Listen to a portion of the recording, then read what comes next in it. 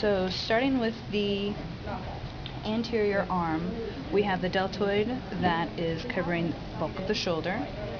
Starting here, we have pec minor that goes and attaches onto the chest plate. We have coracobrachialis right here. You can see it attaches in the coracoid process. Next to that, we have biceps brachii here. Just deep to biceps brachii, we have the brachialis muscle right here. As you wrap around the arm, remove deltoid.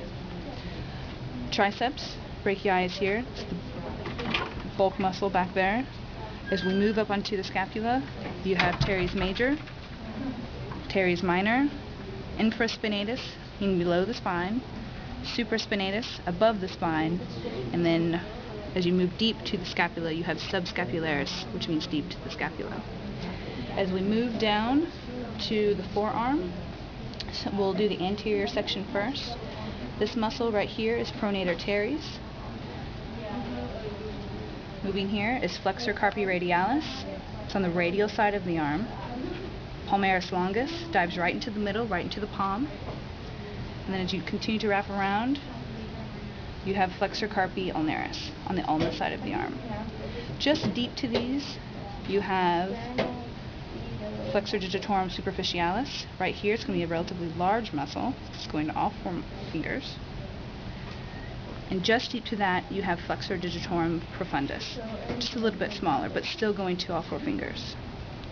If you move to the radius, on the radial side of the arm, we have flexor pollicis longus right here. And then deep to all of these, you have pronator quadratus that's running in a transverse plane.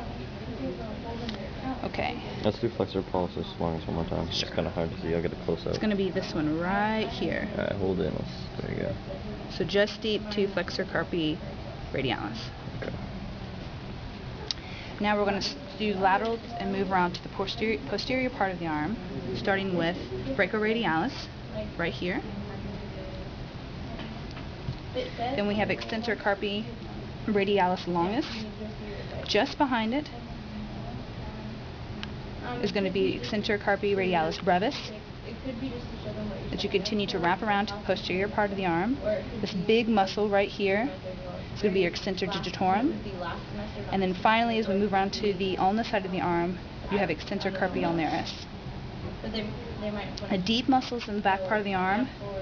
Here you have extensor pollicis longus right here.